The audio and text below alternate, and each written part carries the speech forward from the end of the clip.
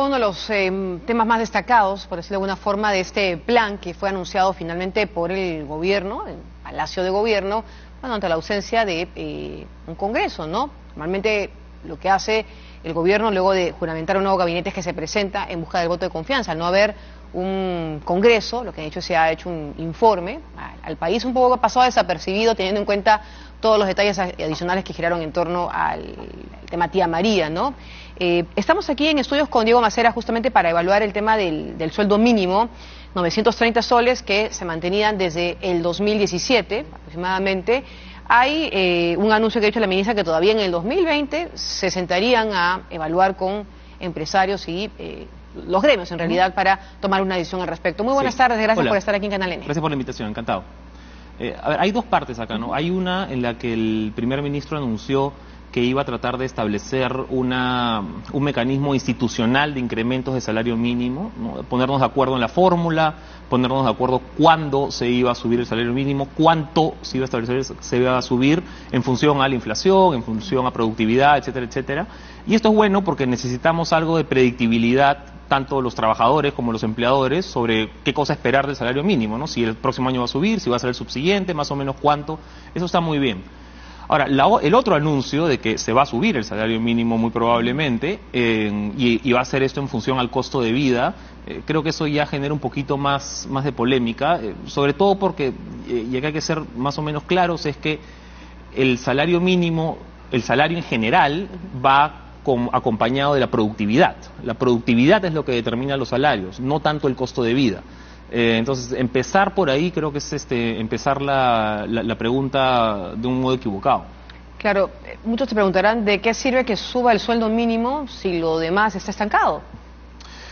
Lo que importa en realidad es, a ver, primero hablar de a quién estamos beneficiando cuando subimos el sueldo mínimo, ¿no? Y la realidad es que estamos beneficiando a un grupo relativamente chico de trabajadores, que son los formales, dependientes, y que además están cerca o justo en el salario mínimo. Entonces, si vemos como proporción de toda la PEA, la población que trabaja, somos 17 millones de peruanos, 17 y pico millones de peruanos los que trabajamos.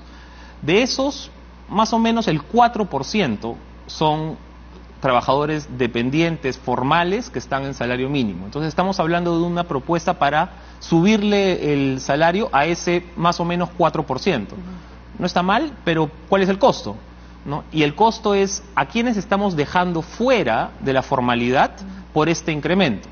Porque claro, el salario mínimo se constituye en una barrera para el acceso a la formalidad, sobre todo de las personas menos productivas, de las personas más vulnerables, ¿no? Y estamos hablando de casi la mitad de trabajadores del Perú, ¿no? De estos 17 millones, casi la mitad de trabajadores no tienen la productividad suficiente como para pagar el salario mínimo actual.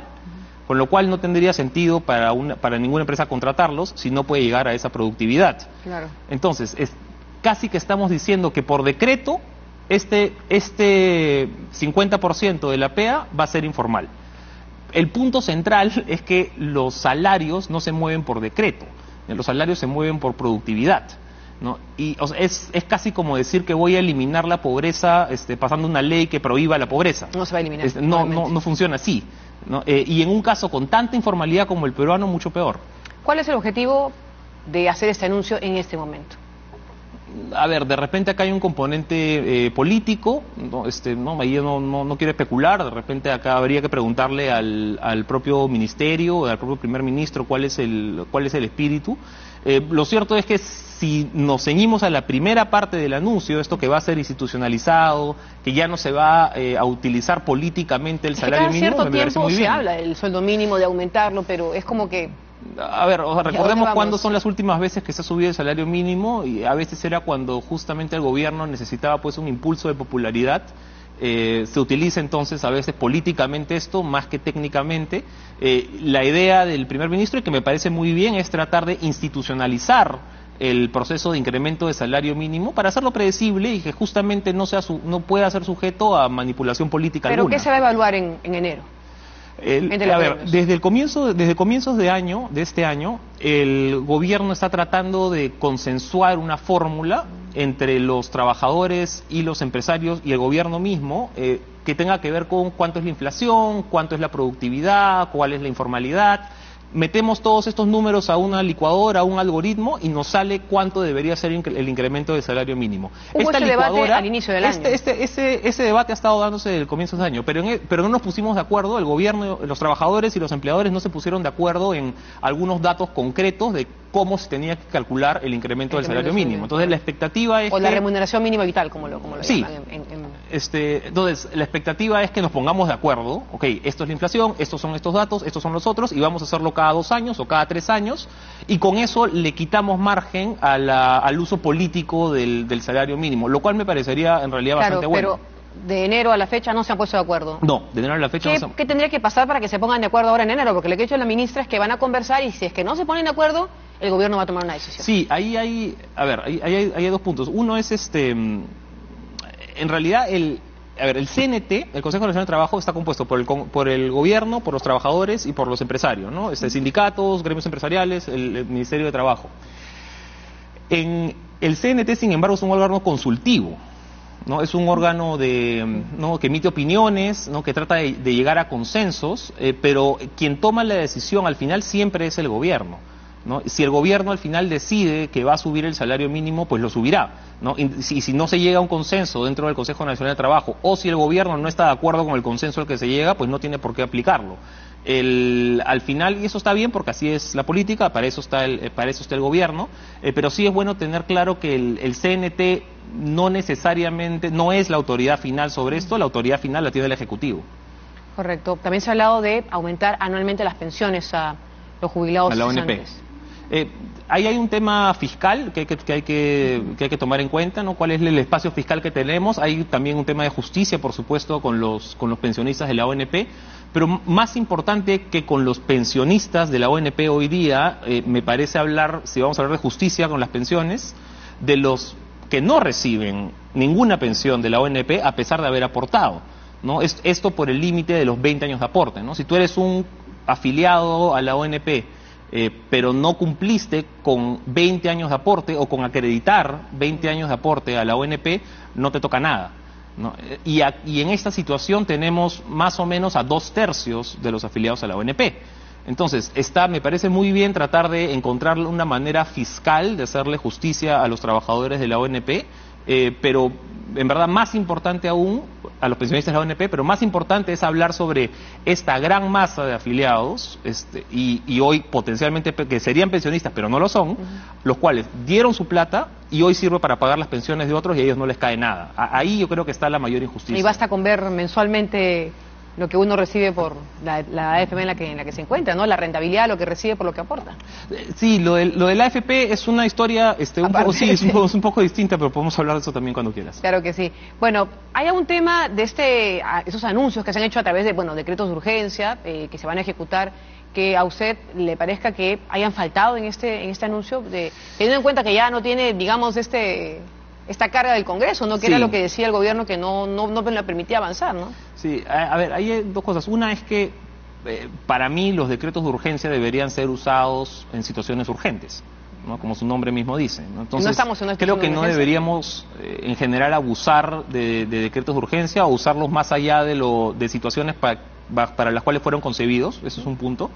Si me dices, oye, ¿cuál por ahí quedó en el tintero de que no se llegó a pasar? El primero que me salta es la Ley de Promoción Agraria, ¿no? La Ley de Promoción Agraria que fue consensuada, votada en el Pleno, aprobada, y quedó en autógrafa de ley en el Pleno, ya a punto de ser puesta en vigor por el Ejecutivo. Claro, porque los decretos de urgencia son por los medicamentos, el control de concentraciones empresariales y fusiones también, que no se ha hablado mucho, aunque el tema me parece a mí un poco preocupante, por lo menos. Ese tema también había sido, así como el de la Ley de Promoción Agraria, era un tema que ya se había conversado en el Congreso, ¿no? Estaba conversándose desde el año pasado, ¿no? Comienzos de este año hubo mucho debate sobre cómo hacemos esta norma lo mejor posible o lo menos mala posible, ¿no? Y el acuerdo al que se llegó al final, la última versión de la ley, la verdad que no es mala, o sea, digamos, dentro de lo posible era quizá lo mejor a lo que se podía llegar, y esto ha sido uno, claro, de lo que ha puesto el Ejecutivo con DU, pero sí me gustaría regresar a que lo que quedó fue la Ley de Promoción Agraria. Ya el Ministerio de Agricultura había dicho que están considerando pasarla por decreto de urgencia. Sí hay una premura acá porque los inversionistas del sector necesitan saber si se va a extender la norma o no, ¿no? Y el Congreso todavía está pensando pues si vale la pena dar un decreto de urgencia en una de las historias que ha sido en realidad la de mayor éxito, la de la agroexportación, junto con la minería en las últimas décadas. ¿Cómo se entiende esta decisión del presidente de reactivar las obras paralizadas para optimizar la inversión pública, de este anuncio también de dinamizar la economía, pero a la vez vemos que lo de Tía María continúa estancado? Sí, es un buen punto. A ver, yo creo que la parte de inversión pública es urgente, o sea, necesitamos una reactivación de los proyectos parados. No sé si la manera de hacerlo es la mejor, no sé el detalle de cómo va a salir este proceso, pero el punto central en realidad es la inversión privada, no es la inversión pública. ¿Ya? La inversión privada pesa 4 veces lo que pesa la inversión pública. O sea, si estamos hablando de reactivar la economía, la inversión pública es importante para cerrar brechas, por supuesto, pero si estamos hablando de reactivar la economía, lo fundamental es la inversión privada, ¿no? Y el paquete, quizá leído en su conjunto, no es un paquete particularmente amable con la inversión privada y con el espíritu inversionista, ¿no? Tienes, ¿no?, aumento del salario mínimo, tienes control de fusiones, tienes que se dejó de lado la ley de promoción agraria, tienes esta sacada de cuerpo de Tía María, tienes el control sacada de cuerpo, ¿no? Es una sacada de cuerpo. ¿Le parece a usted que hay un doble discurso en ese sentido? Porque yo recuerdo, por lo menos, no sé, de repente también usted se acuerda que cuando estábamos toda esta situación en torno a Tía María, bloqueada la carretera, se dijo que lo que dijera el Consejo Nacional de Trabajo se iba a respetar. Ahora resulta que van a mandar una comisión para evaluar si se hizo un buen estudio ambiental. ¿En qué quedamos al final? Lo que dice la Comisión de Minería tiene que respetarse, es un órgano autónomo y hasta ahí la instancia administrativa en realidad ya debería estar agotada, ¿no? Claro. No, ahora, ¿por qué no lo hicieron antes, no? De esperar hasta que el Consejo Nacional del Trabajo, perdón, de la minería se pronuncie. Digamos, se pronunciara. Hay un manejo acá político también, hay un manejo de expectativas ciudadanas, hay alguna parte también que tiene que ver con el sector de seguridad y Ministerio del Interior, cuando hayan desmanes que desborden. Sin embargo, el contexto en general, creo, ahorita es de vamos a tratar de mantener la calma, vamos a tratar de explicar. La empresa no va a empezar operaciones, como ya he dicho, sí, hasta que no haya un clima más favorable. Pero también vale la pena comentar que esto de la licencia social no es parte del ordenamiento jurídico, ¿no? No es que, porque se repite bastante que no existe la licencia social. ¿No? La licencia social no es algo que exista en un papel, o sea, de lo que estamos hablando en realidad políticamente es de que no hayan marchas violentas alrededor, de eso estamos hablando, ¿no? Y eso quizá le corresponde un poco también de responsabilidad al Estado, ¿no? De explicar y de encontrar interlocutores válidos que puedan calmar las tensiones, ¿no? Y encontrar el espacio para que eventualmente el proyecto pueda desarrollarse. Me parece increíble. Yo conversaba con unos compañeros hace un tiempo, yo fui a Tía María cuando fue el primer conflicto en el gobierno de Alan García, o sea, estamos hablando de hace muchísimo tiempo, y seguimos debatiendo sobre lo mismo. No, y Tía María no es el único ejemplo, o sea, hay varios proyectos mineros que tenemos arrastrando desde hace décadas, y por A o B motivos no salen. O sea, antes podía haber sido un tema de precios de repente, no, el precio del cobre no daba, qué sé yo. Hoy es básicamente un tema de conflictividad social en varios, y en algunos también hay un tema de burocracia, ¿no? Entonces hay un rol del Estado acá para tratar de destrabar no solamente la inversión privada, sino de promover y destrabar, perdón, no solamente inversión pública, sino sí promover inversión privada. Muchas gracias por la entrevista aquí en Analeni y por todo el análisis de este plan que ha sido presentado ayer en Palacio de Gobierno. Vamos con lo último de la información.